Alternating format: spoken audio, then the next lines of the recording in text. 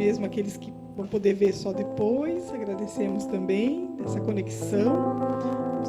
Vamos tentar trazer um pouquinho de conexão positiva para o planeta hoje.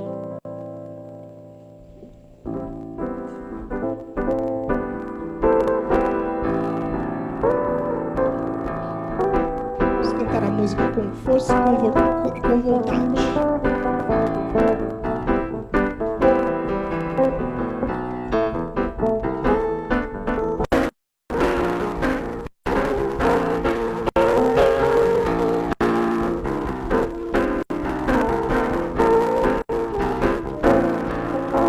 Com força e com vontade, felicidade há de se espalhar com toda a intensidade. Com força e com vontade, a felicidade há de se espalhar com toda a intensidade. Há de molhar o seco, de enxugar os olhos, de iluminar os becos, antes que seja tarde. Há de assaltar os bares, de enxugar os olhos, de iluminar os ares, antes que seja tarde. Com força e com vontade, a felicidade há de se espalhar com toda a intensidade. Com força e com vontade, a felicidade há de se espalhar com toda a intensidade. Há de rasgar as trevas e abençoar os dias, e de guardar as pedras antes que seja tarde. Há de deixar semente do mais bendito fruto na terra e no ventre antes que seja tarde. Com força e com vontade, a felicidade há de se espalhar com toda a intensidade. Com força e com vontade, a felicidade há de se espalhar com toda a intensidade. Há de fazer alarde e libertar os sonhos da nossa mocidade antes que seja tarde. Há de mudar os homens antes que a chama apague, antes que a fé se acabe, antes que seja tarde. Com força e com vontade.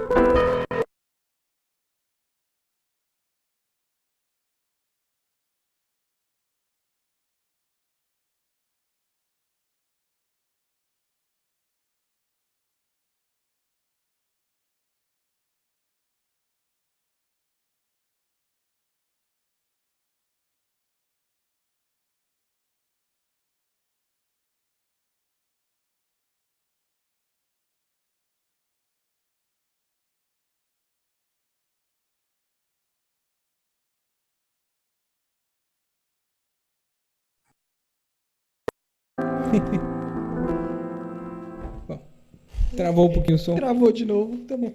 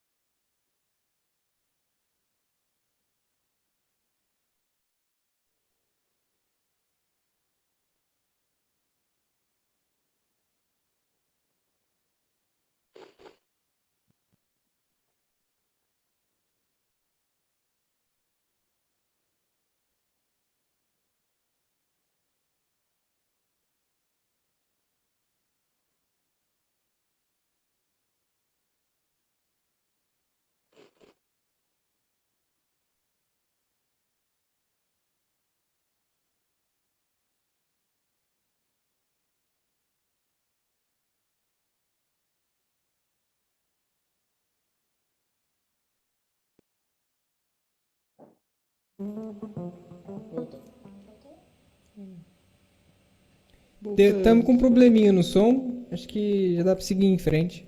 Né? Vamos tentando. Tudo bem. Agora vamos cantar a música Bolohari. Cante o nome de Rama, cante o nome de Krishna. Bolohari Rama, Bolohari Krishna.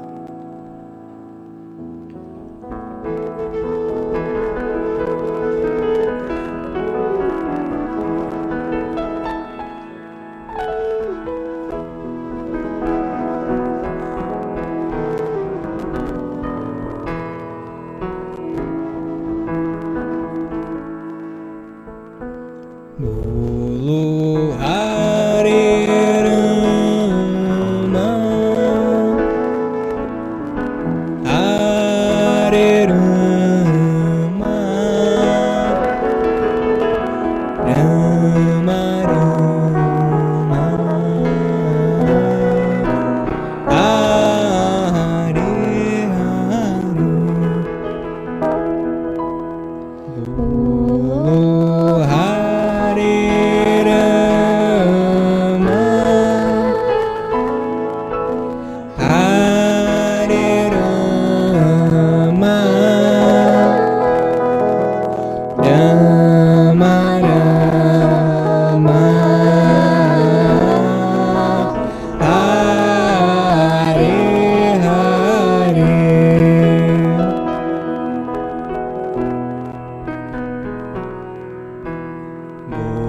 Bolo Hare Krishna,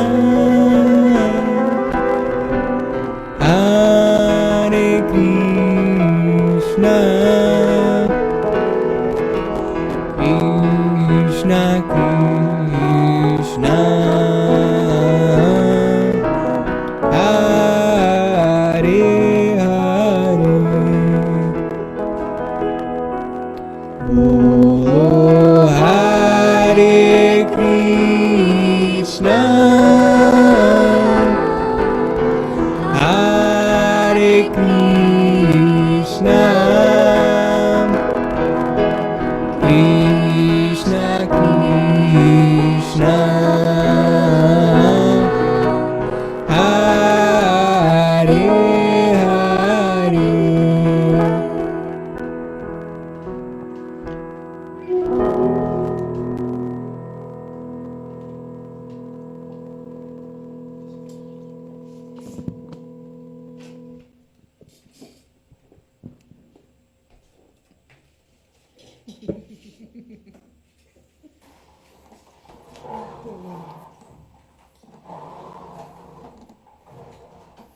Muito bem, essa Samantha é a nossa co-host, ela que fica nos bastidores lá admitindo para vocês. Geralmente ela fica lá na casa dela. Hoje ela conseguiu estar com a gente aqui, né, conseguiu cantar ao vivo com a gente. Muito bem. Nós vamos dar início, então, fazendo a nossa prece de abertura.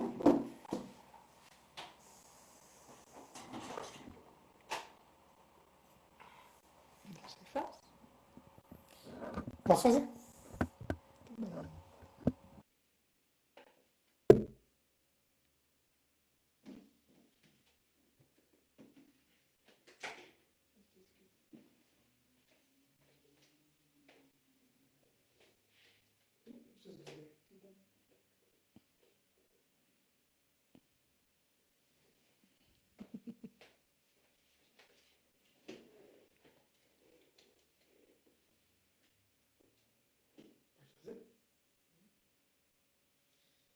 Muito bem, então. Tá ligado aqui? Boa noite a todos. Então, nós agradecemos por mais esse momento de estarmos juntos aqui. Agradecemos aos nossos irmãos trabalhadores da Casa Ramatiz Garfé. Agradecemos aos assistidos. Agradecemos aos luminares do mundo maior que nos assistem nessa nossa empreitada singela. Agradecemos a todos os nossos guias individuais pela colaboração dedicada, incondicional ao nosso processo evolutivo. Então nós agradecemos a todos eles, desejando que todos, recebendo as nossas melhores energias, nossos melhores sentimentos, possam transferi-los para todos os locais onde se faça mais necessário. Mantemos essa sintonia com o Logos interplanetário para a realização desse direcionamento consciente que está como Senhor do Karma interplanetário de todas as necessidades dos nossos irmãos e irmãs reencarnados e desencarnados. Agradecemos ao nosso mestre Ramatiz, agradecemos a Bhagavan Sri Satya Sai Baba, agradecemos ao nosso mestre Jesus por mais uma oportunidade de trabalho na noite de hoje, que assim seja, graças a Deus.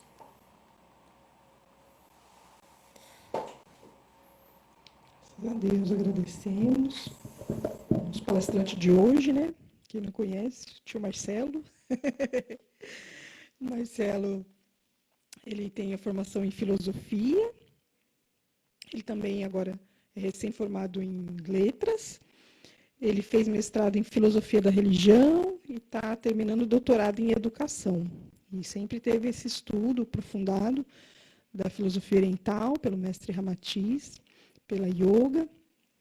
E agradecemos, né? Hoje atrasou um pouquinho, porque ele mora muito longe, né? Demorou um pouquinho para ele chegar aqui, mas a gente agradece bastante. Muito obrigada. Muito bem.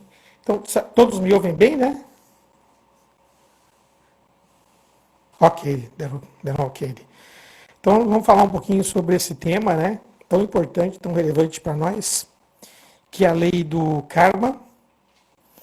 E aí a gente pode ir trocando ideias, né, sobre esse tema. Todos nós conhecemos, né, um pouco.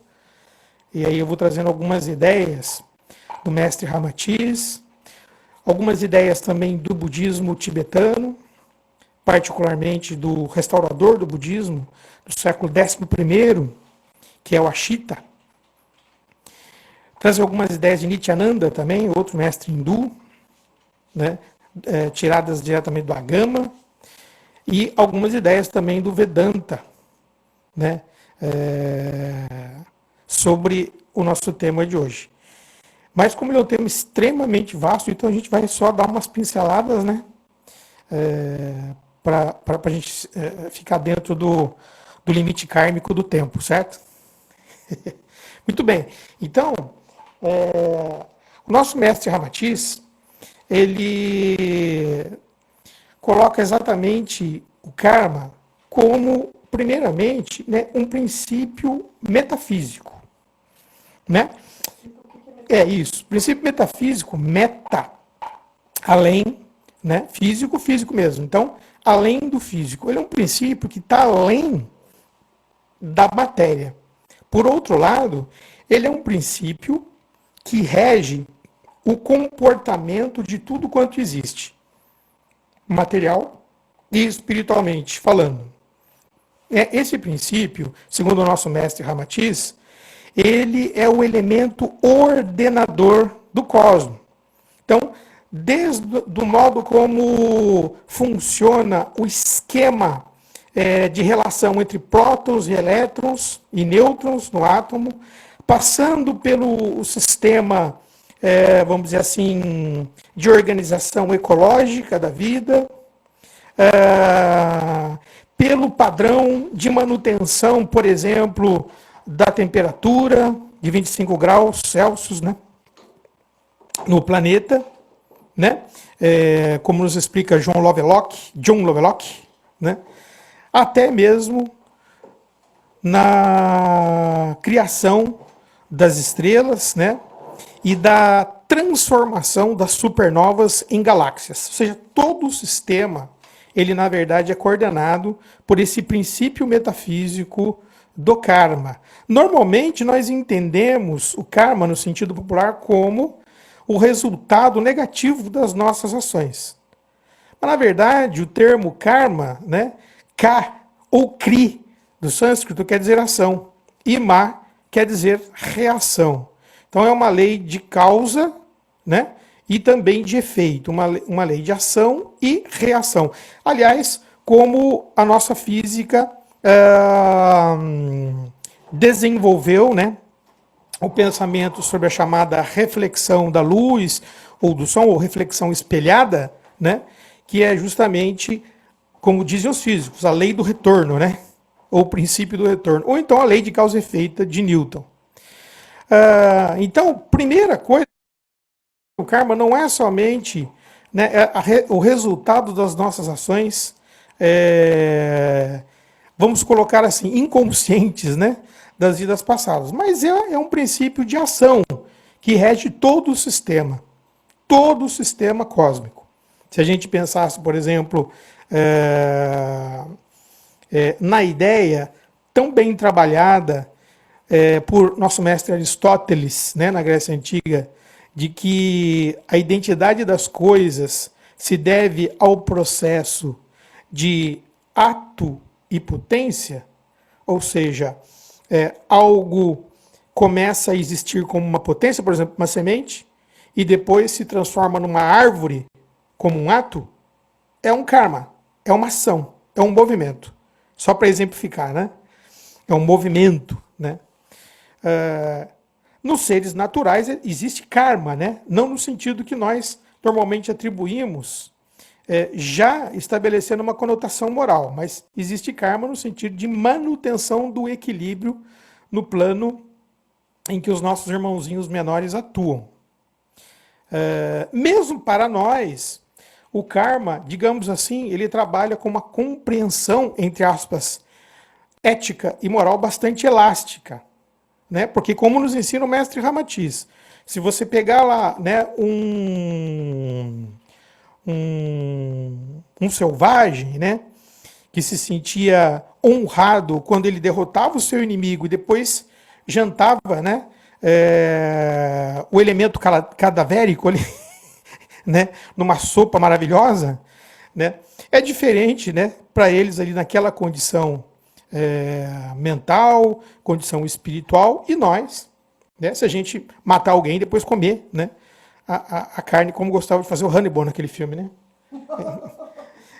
Acho que foi baseado nisso, né? Ele quis resgatar.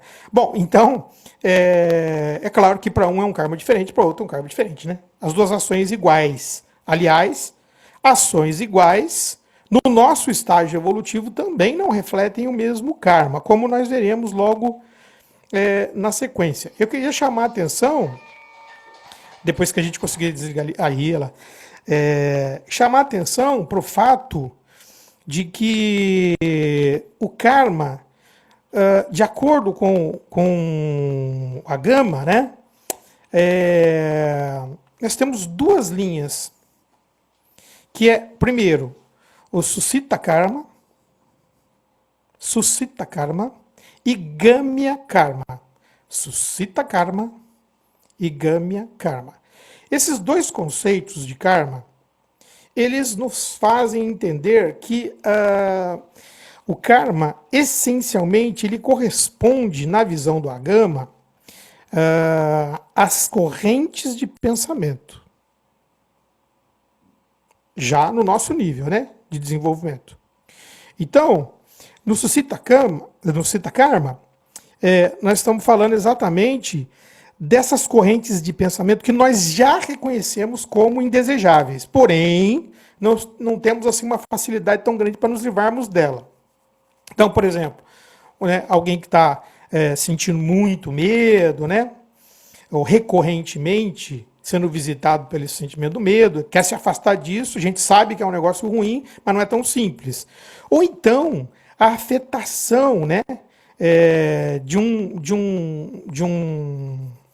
vamos dizer assim, de um amigo ou de um parente que nos fez produziu algum malefício e para nós se transformou num desafeto, né? Aí então a gente fica com aquele sentimento de ódio porque a pessoa fez aquela coisa, né? E aí...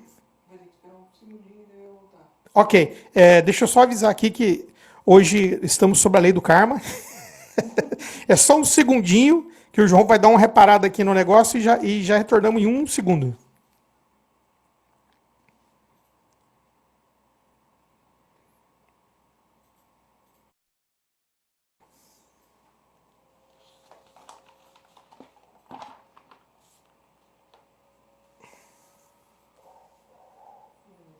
Beleza? Vocês me ouvem? Continuam me ouvindo? Beleza. Então eu dizia, né, que no Suscita Karma, a gente quer se livrar, por exemplo, então a gente começa a alimentar o sentimento de ódio por aquela pessoa, a gente sabe que não deve, mas ele constitui numa corrente de pensamento kármico difícil da gente se livrar. Mas a gente quer e já sabe.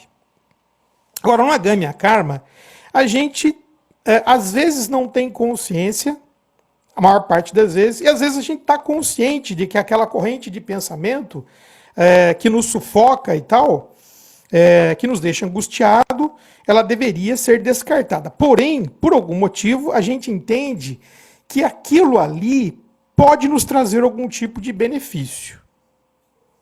Então, é um tipo de karma mais difícil ainda. Por quê? Vamos colocar um exemplo bem prático, né? Se a gente pensa numa pessoa que está passando por uma provação física, de saúde, né? Então ela está lá vivenciando uma situação onde ela está com um excesso de colesterol, né?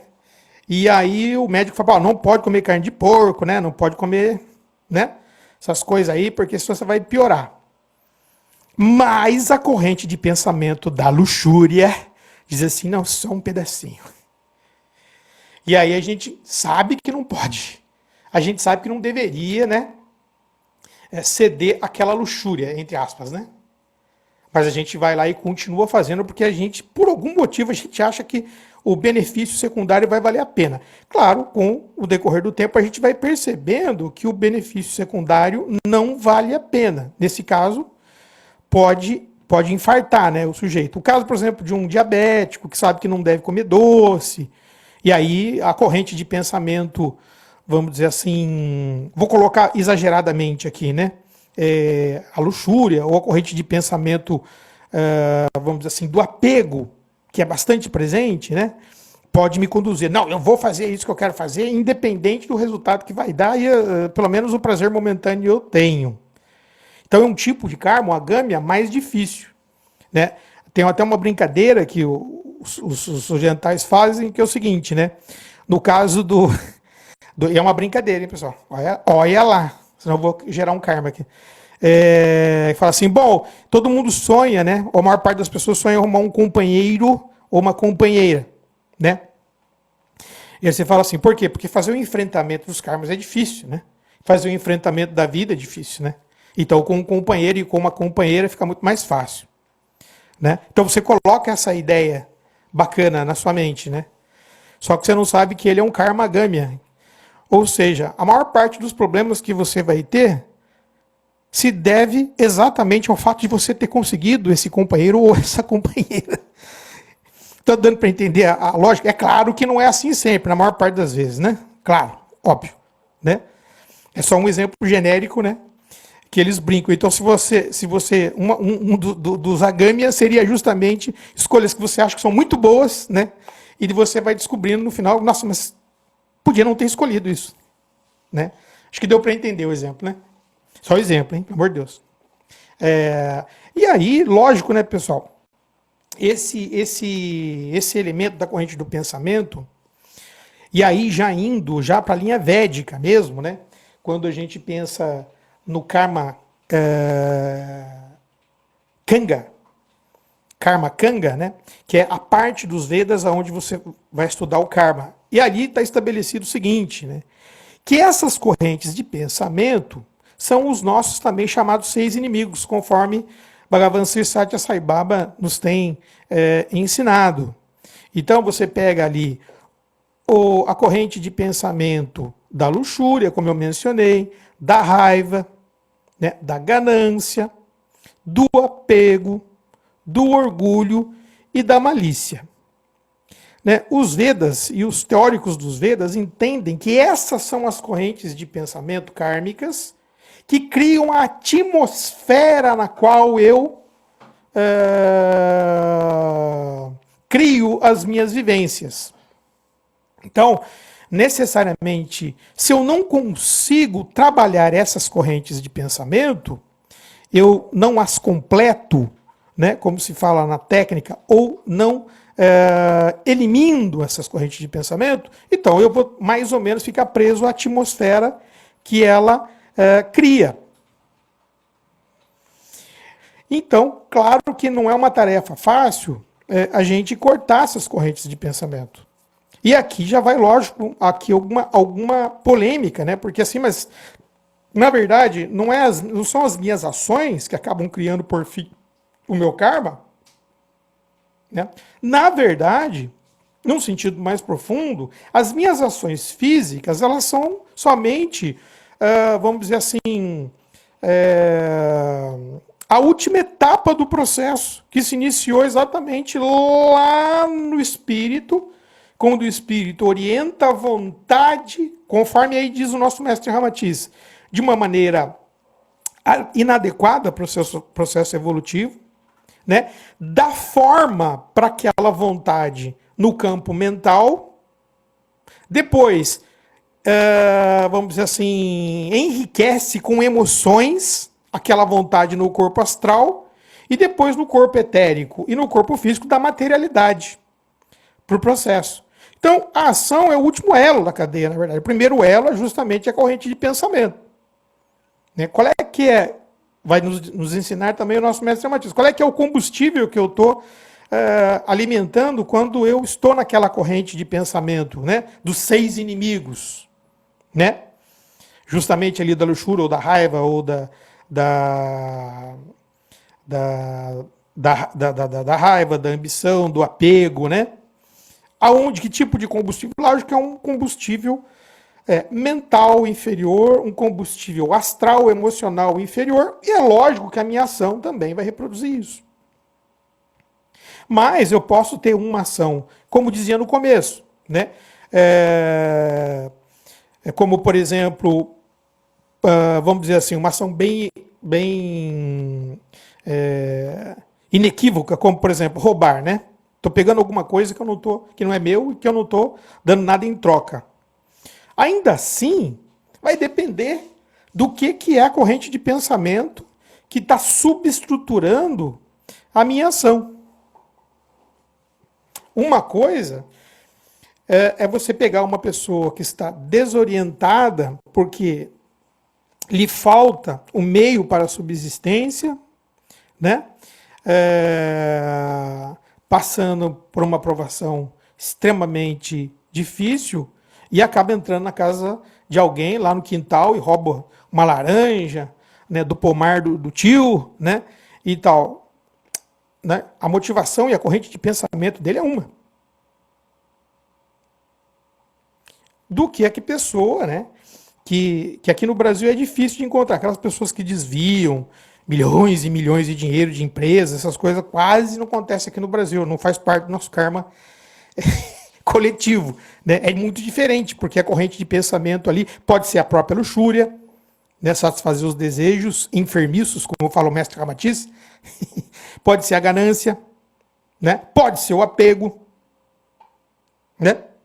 Pode ser a malícia, que é enganar, a corrente de pensamento que alimenta. Então, é claro que a ação, então, a gente toma como, isso vai produzir uma reação lá. Mas é a ação primeiro mental, emocional, que vai definir realmente a qualidade daquela ação material, objetiva, etérica e física. E aí, com tudo isso, quer dizer, se a gente não consegue liquidar isso, a gente vai ficar meio, vamos dizer assim, circular no nosso processo evolutivo, na roda de Sansara, né? A gente, agora eu estou fazendo umas ações boas, veja só, olha só a delicadeza desse raciocínio. Estou fazendo umas ações boas, estou frequentando o Centro Garfé Ramatiz, estou fazendo umas caridades lá na segunda-feira e tal, e aí eu estou queimando o meu karma. né? Estou eliminando meu karma com ações boas e tal. E aí, será? Não necessariamente. Por quê? Porque a corrente de pensamento que alimenta aquela minha ação de caridade, ela pode estar simplesmente alimentando já um processo de karma antigo. Então eu volto, retorno aqui. Quando eu pego, por exemplo, estou fazendo a caridade e a minha corrente de pensamento é um dos 6 inimigos, como orgulho, por exemplo. Então eu estou fazendo caridade porque eu quero que as pessoas vejam que eu sou uma pessoa caridosa, né? Claro, eu posso até acabar humilhando alguém, né, por conta do meu orgulho, né? Por conta do orgulho também eu posso fazer aquela caridade meio pródiga, né? Ou do cara pródigo, né? Que tem muito recurso, digamos, ele tem muito recurso material, mas como ele faz a caridade mais para ostentar, que ele faz e tal, né? Corrente de pensamento do orgulho. Então, muitas vezes ele vai lá dar um saco de açúcar para uma família lá, quando ele podia, na verdade, dar umas 500 cestas básicas pela grana que ele tem. Mas ali ele não vai ceder. Mas se ele for gastar, né, sei lá, num carro bonitão, numa viagem, aí ele vai torrar o dinheiro dele. Mas se for ajudar os outros, pode ser que não. Mas eu faço caridade, eu dei um saco de açúcar lá, tava caro para burro. Estão entendendo a jogada? Quer dizer, então, a ação objetiva, ela não queima o karma se a orientação para a corrente de pensamento não estiver adequado. Não é a tendência da ação, mas é a tendência do pensamento. Fica claro esse ponto? Então eu posso até estar fazendo caridade e posso estar, por exemplo, ajudando, digamos, uma irmã minha que está passando por uma dificuldade agora no Covid. Só que eu saio dizendo para todo mundo que eu estou ajudando e tal, estou dando dinheiro, espero que ela não seja mal agradecida, né? Que ela depois devolva alguma coisa, né? Dê alguma coisa em troca para mim. Ou seja, está cheio de orgulho, cheio de vaidade, cheio de arrogância, né? Então, claro que o benefício ali na ponta, ele é objetivo, né? Que está dando. Mas, ao mesmo tempo, você, na sua corrente de pensamento, aí eu vou entrar lá de novo, ó, no suscita karma e no agamya karma, não estou mexendo. Correto? Bhagavan Sri Satya Sai Baba vai nos dizer ainda, achante, falta de paz, é resultado, daí já nos Vedas vai mudar o nome, vai chamar de mala, né?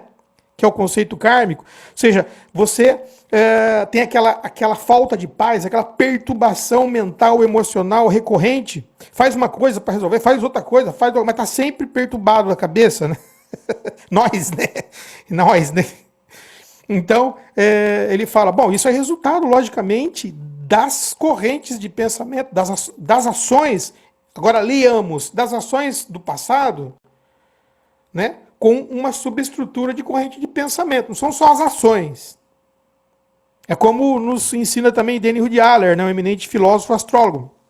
A evolução é medida não pela ação, mas pela intenção do espírito. Intenção da alma, né? Que é mais ou menos, né, a mesma ideia. Então,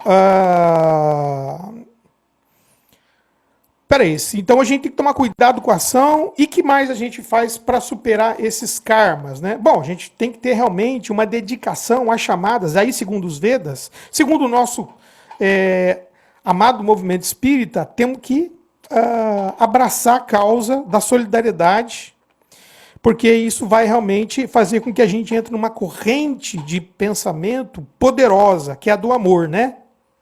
Como Ramati, citando Jesus, disse, bom, a semeadura é livre, mas a colheita é obrigatória. Então, a gente tem que fazer semeaduras baseadas no amor para a gente colher frutos positivos, né? Se a gente faz semeadura egoísta, faz semeadura luxuriosa, raivosa, então a gente vai ter, lógico, uma colheita também assim. Então, é fundamental que a gente, como nos indica o movimento, desenvolver o espírito de serviço e as virtudes, né? Aquelas exemplificadas pelo nosso Mestre Jesus, né?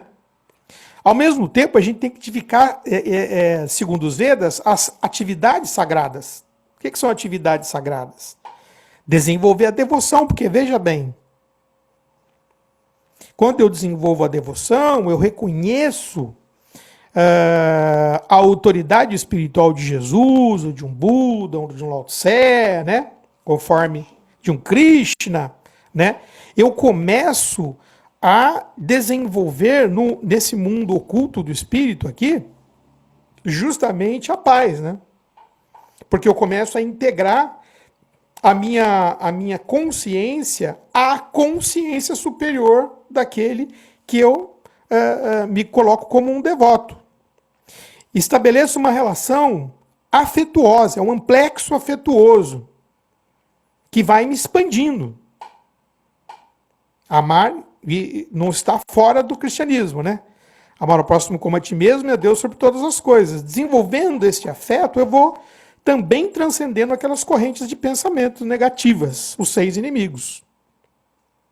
Ao mesmo tempo, é claro, também vai nos ensinar os Vedas que eu preciso fazer o desenvolvimento das virtudes, né? E preciso também fazer as ações meritórias, né? Porque só a devoção, né, e inanição, na realidade, quer dizer, aquela devoção não resulta em nada de transformação no meu comportamento, então também ela não está sendo efetiva, né? O Evangelho vai nos esclarecer dizendo que fé sem obra é fé morta, né? Eu preciso ter fé, a devoção, mas ao mesmo tempo eu preciso me desenvolver. Outra estrutura do karma, além desse de mala, que é a inquietude, né? Aquela achante, a paz, é justamente um conceito super importante, que é o vikshipa. Vikshipa é exatamente as distrações, né, da vida. E as distrações dos sentidos, que está ligado também ao avana, que é o que se chama de envoltório de vikshipa. Normalmente identificado com Maya, ou ilusão. Então, além de eu me identificar com as coisas do sentido, as coisas da matéria, eu não consigo perceber que essas coisas do sentido, elas consistem numa ilusão, né, a ocultar uma essência divina em tudo. Então, eu me identifico, por assim dizer, com a parte externa da manifestação divina. Tal como define Humberto Roden, né, o mundo, numa das muitas interpretações de Dharma, seria justamente o Dharma divino, ou seja, o poder de manifestação divino. Além daquelas interpretações de Dharma como retidão e tal, mas seria o poder divino. Aí eu me identifico com o poder externo divino, mas não consigo enxergar a essência que está por trás daquilo. E aí me identifico com aquilo que a gente chamou em outras aulas de perfeições, de acordo com o Agostinho, né? As perfeições menores. E aí me envolvo na ilusão, não reconheço o ser divino que está ali. Esse é um karma. Vejam bem, olha que interessante isso. Não conseguir enxergar o ser divino, né, como o indivisível absoluto que está em todas as coisas, é um karma. É um karma de corrente de pensamento. Percebe a profundidade disso? Né? A sutileza disso? Então a gente precisa trabalhar bastante para vencer isso também, né?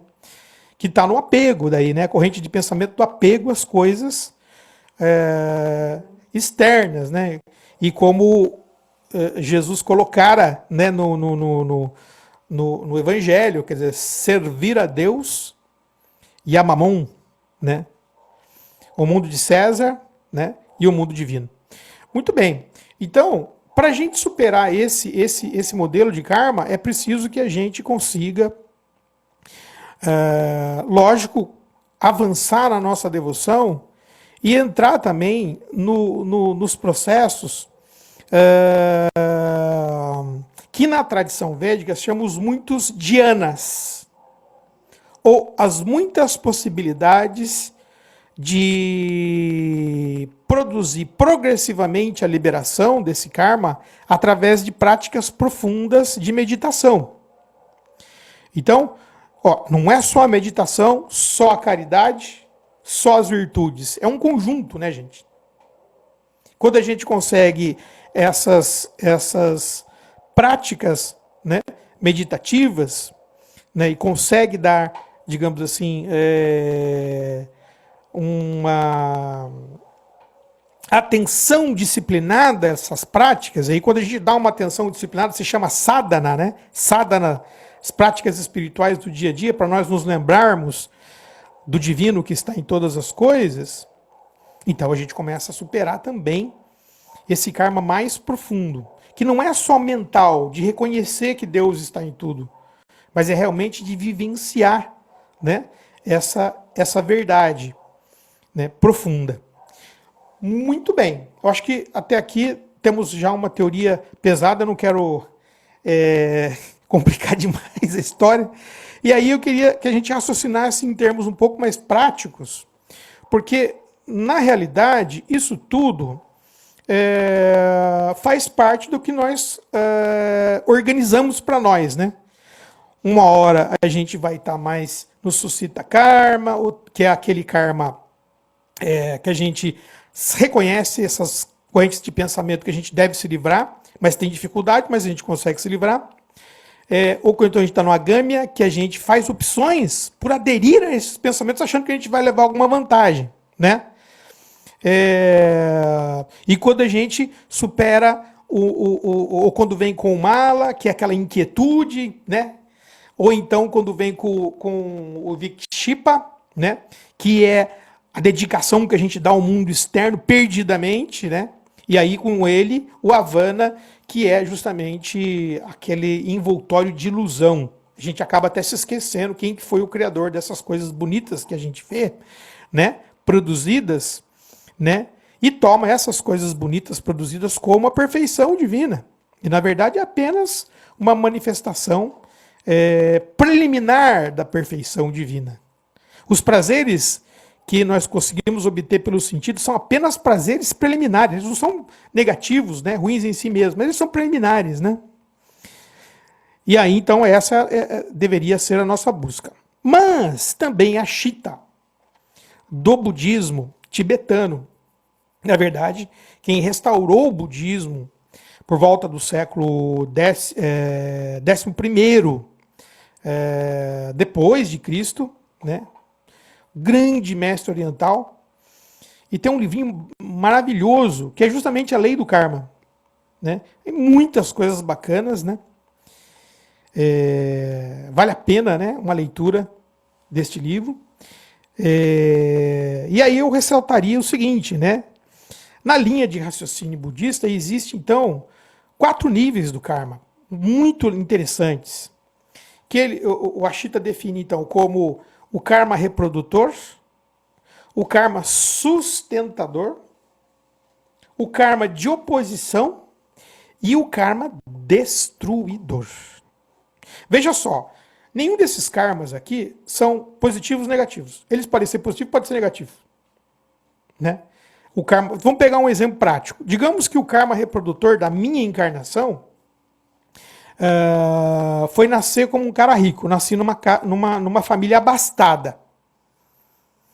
Tecnicamente, o karma reprodutor ele está na primeira fase da minha encarnação. Pode ser que esse karma reprodutor ele não tenha continuidade, não sofra a solução de continuidade. Então vai depender do meu karma de sustentação. Veja só, olha, leia assim, ó, karma de sustentação é a minha própria ação ali sustentando aquele processo. Então, se eu tive um karma reprodutor que eu nasci rico, eu vou precisar de ter um karma de sustentação, ou seja, eu vou ter que ter uma ação que mantenha aquilo, se eu considero que aquilo é algo positivo. Então, digamos, eu vou ter que ter habilidade para manter aquilo, né? Se eu herdei da minha família, então eu tenho que ter habilidade. Correto? E aí, na sequência, eu posso ter um karma de oposição. O que é um karma de oposição? Pode ser positivo, pode ser negativo. Se eu consegui desenvolver, digamos, uma certa organicidade na minha vida que me permitiu manter aquela riqueza, no karma de oposição, eu tenho que criar alguma coisa que me ajude, digamos assim, a desenvolver qualidades ou gunas, como se fala na tradição, né? Qualidades que me permitam viver com aquela riqueza ou sem aquela riqueza. Certo? Então, por exemplo, se eu volto lá atrás, se eu então faço caridade, eu faço prática de dhyanas, meditações, né? Eu cuido da alimentação, que para os Vedas é fundamental, porque eles ajudam a alimentar, as nossas alimentações físicas também, elas servem como alimento para as nossas correntes de pensamento, né? Quer dizer, se eu faço tudo aquilo, então é o meu karma de oposição. Certo? Então, quer dizer, esse karma de oposição, ele vai me impedir o último estágio do karma, que é o karma de destruição. Porque, veja bem, eu nasci, digamos, rico. Estou tomando isso como se fosse uma coisa boa. Porque no Evangelho se diz que é mais difícil um camelo a corda passar por um buraco da agulha, né? Do que um camelo, como é que é, né? Do que o rico entrar no reino dos céus, né? Um camelo rico entrar no reino dos céus, né? Então, mas estou tomando como uma coisa boa, né? Um valor ocidental, né? Então, o karma destruidor ele pode vir num determinado momento da minha encarnação. Porque, na verdade, quando eu nasci com o meu karma reprodutor, de uma família abastada, pode ser que já na outra vida eu tinha sido um cara rico que, em determinado momento da minha encarnação, eu utilizei mal aquela riqueza. Digamos que eu tivesse sido lá, sei lá, na Revolução Industrial, um daqueles caras que deram desenvolvimento à indústria nascente, porém abusou da mão de obra barata. Pode ser que eu tenha tido consciência disso em determinado momento e tenha parado. Pode ser que eu não tenha parado. Não interessa. Eu passei por aquele processo, então esse karma, ele tende a retornar. Por quê? Porque eu preciso do reajuste, né? Segundo o Ney Lobo, eu preciso aprender e eu preciso espiar. Né? O Ney Lobo, que é um dos autores que o João gosta bastante, né?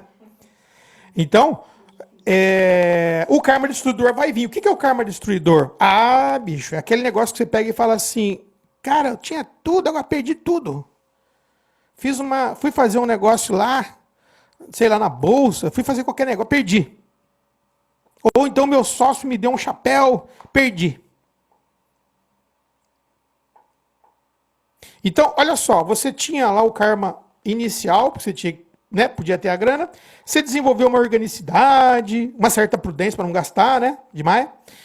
Mas só que o karma opositor, você não fez.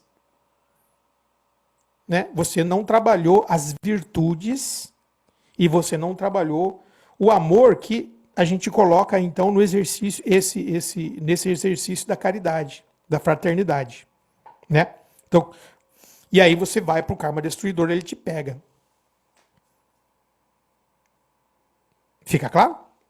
Ao passo que se eu faço ali um karma de oposição, lembre-se de, karma de oposição, ação de oposição, começo a me preocupar com as virtudes. Enquanto eu estou me mantendo dentro da riqueza, eu procuro pensar em como fazer com que outras pessoas se beneficiem da minha habilidade pessoal de gerar riqueza, permitindo que outras pessoas se desenvolvam naquilo que é necessário para a manutenção de uma vida digna, né?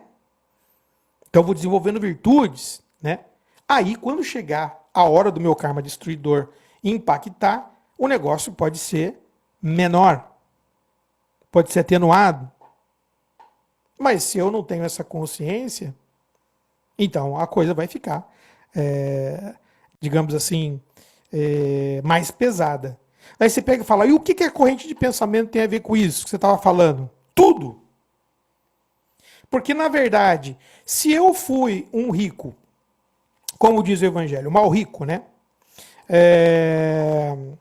E a corrente de pensamento era a ganância, um dos 6 inimigos, Pessoal, e esse é o dado essencial. Essa ganância vai ficar comigo em todas as 4 etapas. No karma reprodutor, no momento de fazer o karma de sustentação, para continuar naquela direção. Se eu não botar energia do karma de oposição para quebrar aquela ganância e equilibrar aquilo, ou seja, tentar equalizar a corrente de pensamento da ganância e transformá-la no aspecto positivo, né, de busca de riqueza, mas ao mesmo tempo de cooperação, né, dizendo assim de maneira mais simples, então meu karma destruidor vai me pegar. Mas se eu elimino, né, elimino, né, administro, né, fico consciente dele, o ideal é eliminar mesmo, né, mas o negócio não é tão fácil assim. O karma destruidor pega a gente uma opção de vez antes da gente conseguir eliminar. Até a hora que a gente se cansar de levar porrada, daí a gente pensa, putz, eu tenho que ver o que é desgraçado da corrente de pensamento que eu estou alimentando e que está mantendo nessa porcaria de karma que se repete a vida toda. Ou encarnações e encarnações, né? Então percebe? A corrente de pensamento está lá. Da ganância, a hora que o karma destruidor chega. E aí, ela vai me deixar triste, porque eu vou perder tudo, mas provavelmente eu vou pensar que eu sou uma pessoa infeliz agora porque eu não sou mais rico. Por causa da minha ganância. Né? Só para citar esse exemplo, poderia ser a luxúria, né? Poderia ser o próprio apego, poderia ser a própria malícia, que é um dos 6 inimigos, né? A enganação. Tá claro? Então, pessoal, não sei como é que tá meu tempo aí, João. Então tá bom, já para o encerramento. Meu karma fica bonzinho, né? Corrente de pensamento do equilíbrio. Então, se a gente pensar qualquer circunstância, tem múltiplas combinações aí, né, pessoal? Acho que deu para perceber, né? Você poderia ter nascido pobre, a pessoa deu um exemplo bem objetivo, que fica mais fácil de entender, né? E eu posso superar o meu karma de reprodutor onde eu nasci pobre, porque se eu nasci pobre sem condições, né, de uma vida com o mínimo necessário, é porque o karma destruidor me pegou na outra encarnação e está comigo já no renascimento. Né? Então, o meu karma gerador já é um karma de destruição. Então, beleza, temos que ir dali para diante. Então, eu vou pegar ali meu karma de sustentação e vou ter que fazer um enfrentamento. Né? Vou aceitar essa condição ou vou tentar trabalhar para superar essa condição. Claro, devo trabalhar para superar essa condição, mas não é meramente a ação. Né? Tem que trabalhar, mas agora eu sou pobre, não dá para fazer karma de oposição em cima disso. Como é que eu vou ajudar outras pessoas? Como é que eu vou desenvolver virtude sendo pobre? Ô louco, né? Claro que dá para fazer tudo isso, né? Dá para ser cooperativo em qualquer nível, né? E dá para desenvolver virtudes em qualquer nível. É o karma de oposição. Né? E, logicamente, o karma de destruição eu já comecei nele, né? Por causa das outras encarnações. Então, mas e a corrente de pensamento? Percebam isso. E isso é fundamental. Enquanto eu não chegar à conclusão de qual é que é a corrente de pensamento, e aí para fica bem simples, né? Qual é que são um dos 6 inimigos que estão dominando a minha trajetória reencarnatória, ou se são 3, ou se são 4, ou se são todos, que estão me conduzindo para determinadas ações, né? Entre aspas, me conduzindo, porque sou eu que me conduzo, né? E aí, então, me impedindo de fazer uma modulação do meu karma.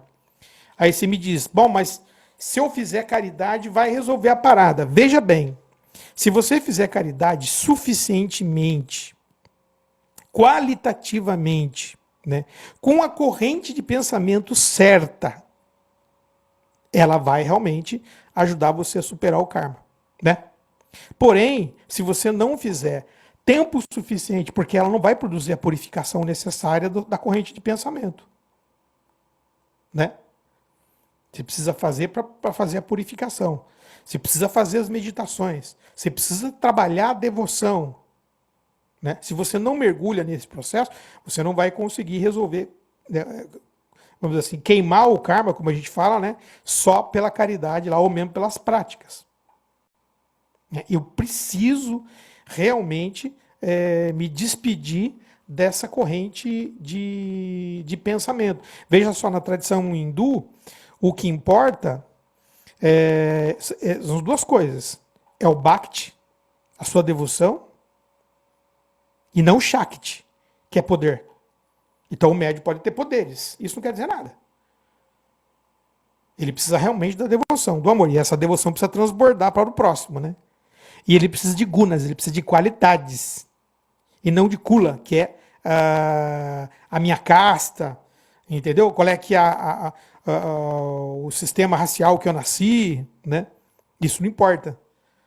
Então a gente precisa realmente mergulhar nesse processo. E por fim, para a gente finalizar, acho que ficou claro esses exemplos, né? Para a gente finalizar, é claro que a tradição, uma das mais importantes obras da tradição hinduísta, e aqui eu queria conciliar em rápidas palavras com Pietro Baldi,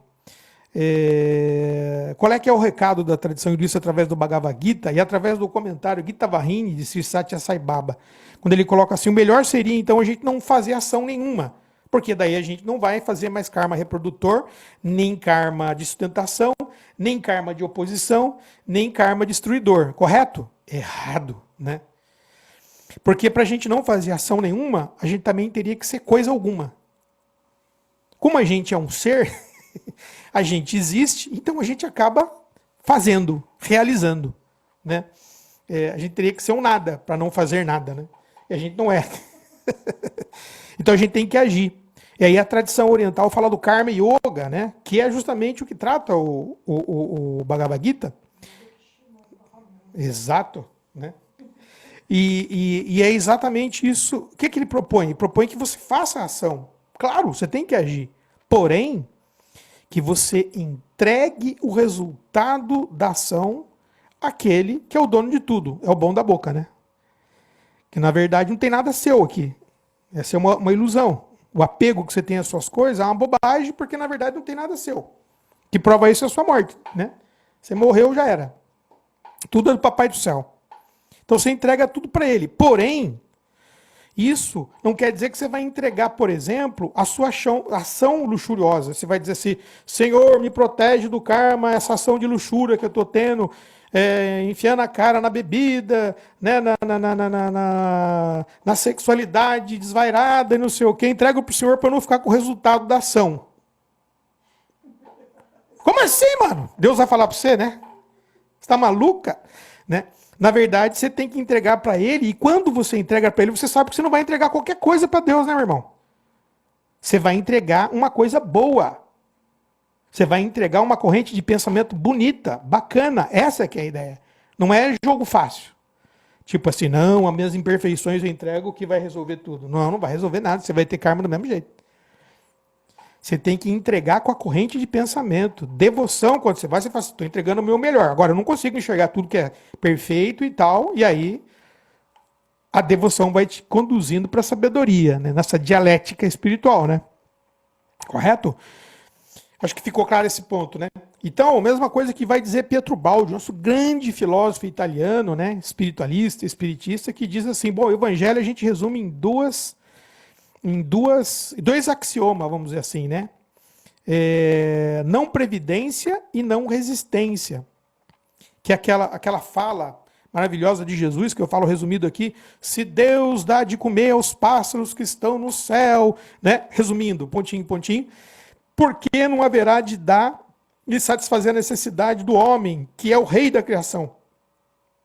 Por que você fica nessa coisa de que você precisa ganhar as coisas e tal, e fazendo karma, e mentindo às vezes para ganhar dinheiro, e não sei o que, e tarará. Não, Deus vai te prover. Ah, fica na sua casa lá no coronavírus e tal, e Deus vai trazer comida para você. Não.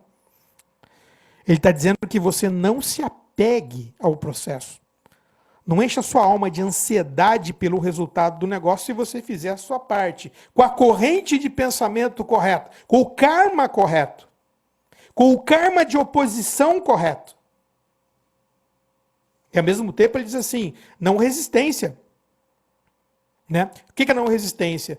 Se o sujeito lhe pede para andar 1.000 metros com ele, 1.000 metros com ele, anda mais 1.000. Se pede a sua capa, dê-lhe também a túnica. Se enfiar a mão na sua face direita, dá à esquerda. É para você apanhar de todo mundo. Que assim você não vai ter karma, não vai ter karma de violência. Né? Não, né? A verdade é que você, lógico, vai confiar na lei. É claro que se você tivesse que acionar a justiça numa contenda bastante humana, você poderia fazê-lo também. Isso não é problema, né? Correto? A coisa é a corrente de pensamento. Estou fazendo isso porque eu estou com ódio, quero matar fulano. Não, estou fazendo isso porque é uma questão de justiça.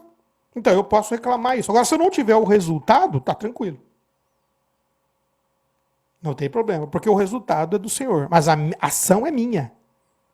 A ação é minha. E a ação boa é aquela que é orientada pela corrente de pensamento adequada. E aí a gente se lembra, para finalizar, do Sai Baba, quando ele diz, né, então, que a gente deve começar pelo amor, né, porque o amor é aquilo que a gente deve sentir, né?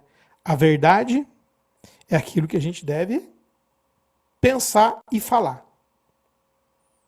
A paz é aquilo que deve estar no nosso coração, acalmando as nossas emoções.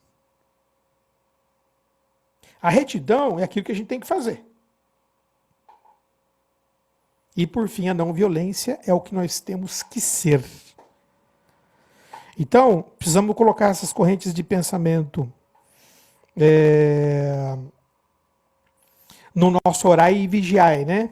Que é uma lembrança tão recorrente na doutrina espírita. Precisamos colocar a nossa meditação em dia.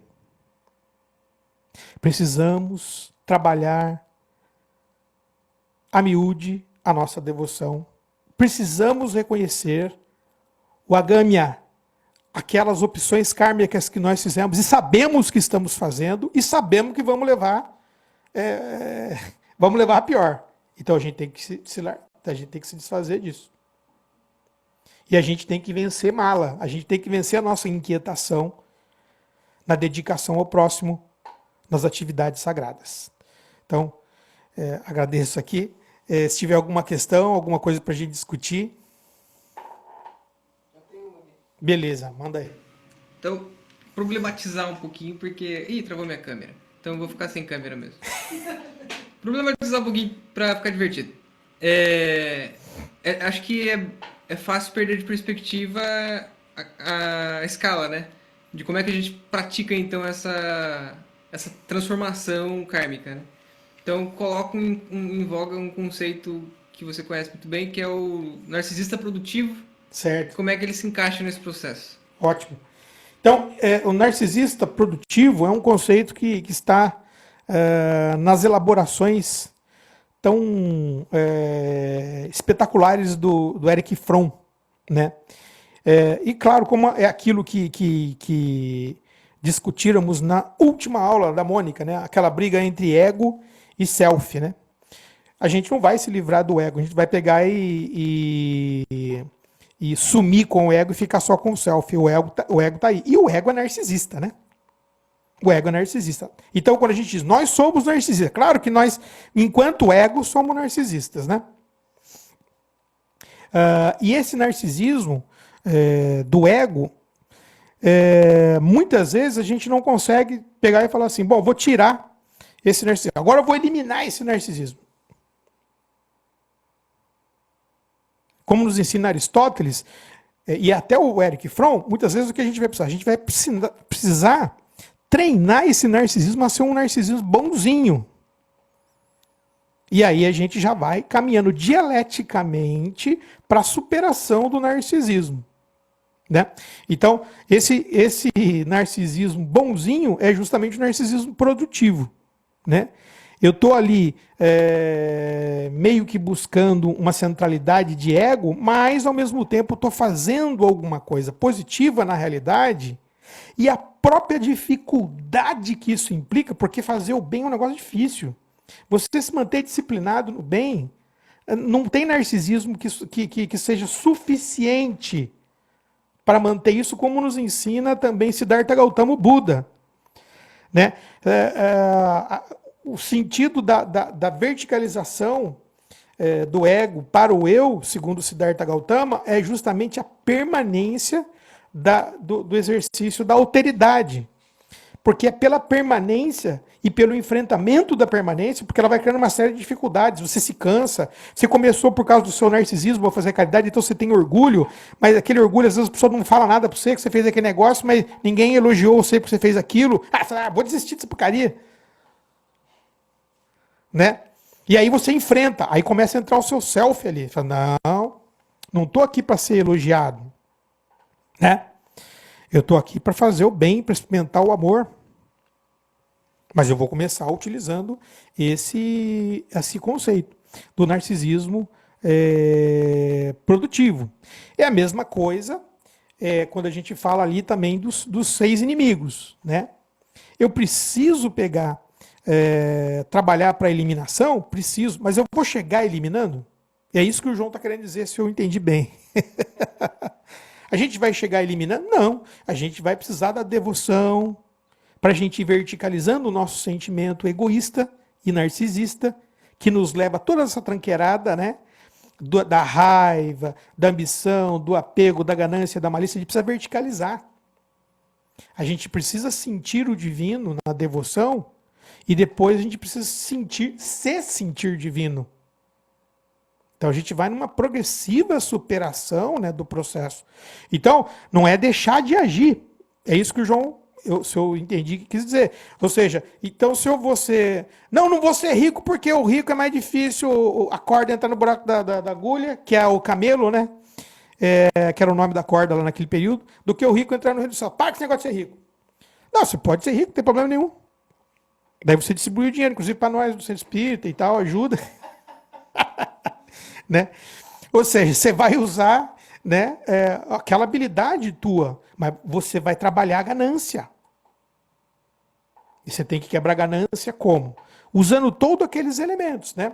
A meditação, né, a caridade, o desenvolvimento da virtude altruísta, que você vai percebendo que você está desenvolvendo, mas lembra, né? Não como o pródigo, porque o pródigo é aquele sujeito engraçado que eu citei no começo, né? Quer dizer, na hora de fazer a caridade, ele tira uns R$2 do bolso, mas na hora de fazer as coisas da vida dele lá, né? Gasta, né? Na luxúria, né? Mas para dar para os outros, mas dói no bolso, mas caramba, tem que dar mesmo, né?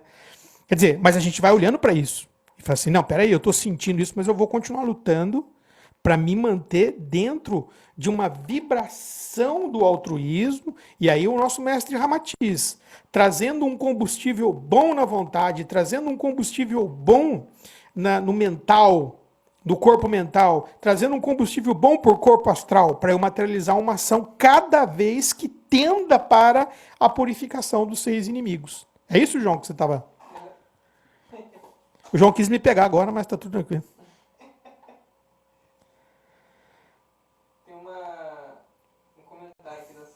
Beleza.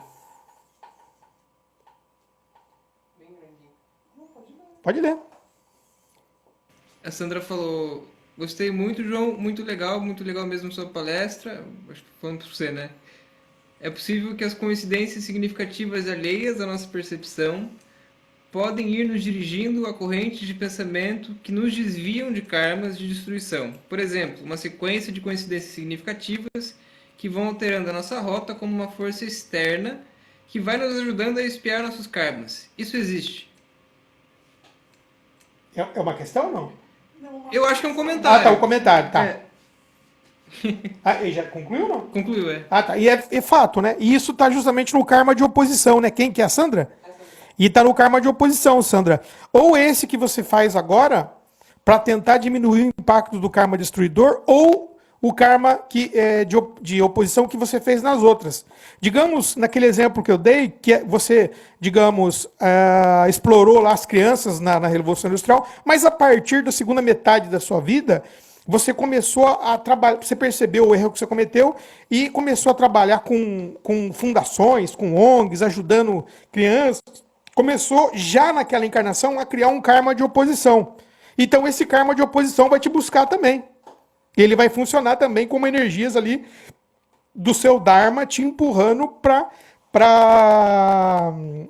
vitória, vamos dizer assim, em relação ao karma de destruição, né? Então é bem isso mesmo.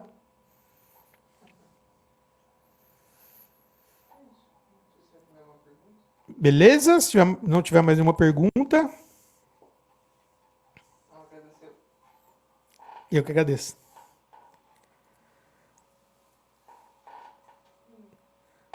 Cadê o Luiz? Tá aí o Luiz que costuma fazer umas perguntas complicadas. Cadê o Luiz? Vai fazer pergunta, Luiz?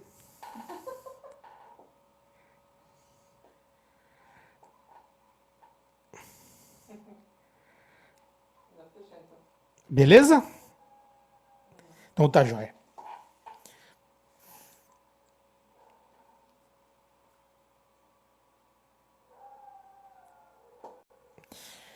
Muito bem, então agradeço essa oportunidade.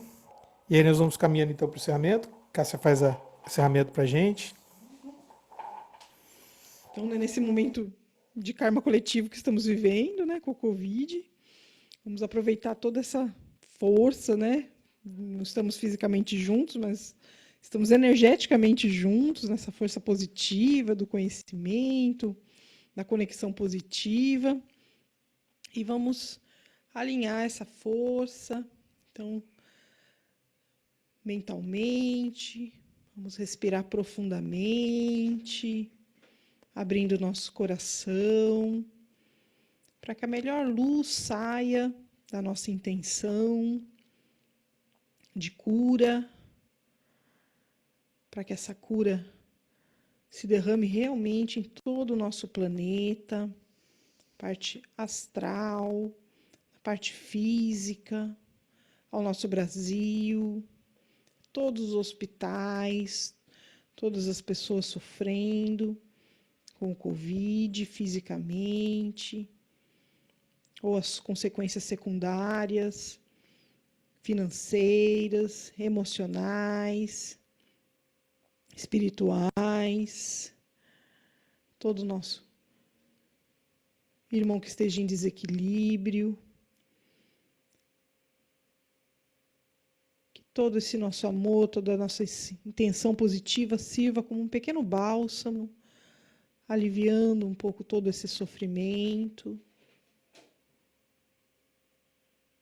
Estendemos essa luz a todos os nossos familiares, amigos, conhecidos e até aqueles que se dizem nossos inimigos.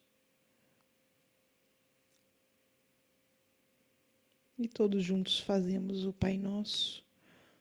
Pai nosso que estais nos céus, santificado seja o vosso nome, venha a nós o vosso reino, seja feita a vossa vontade, assim na terra como no céu. Pão nosso de cada dia nos dai hoje. Perdoai as nossas ofensas, assim como nós perdoamos a quem nos tem ofendido. Não nos deixeis cair em tentação. Livrai-nos de todo o mal. Que assim seja, graças a Deus. Desejamos uma ótima semana a todos. Ainda vamos ficar nas correntes de vibrações, estamos com as vibrações diárias no grupo dos trabalhadores.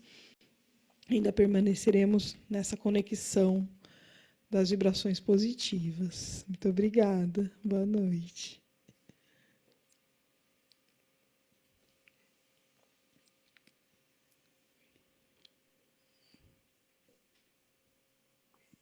Boa noite. Boa noite. Tenha uma Boa ótima noite. semana a todos. Boa noite, obrigada. Boa Boa noite. noite. Boa noite, obrigada pela palestra maravilhosa. Obrigado.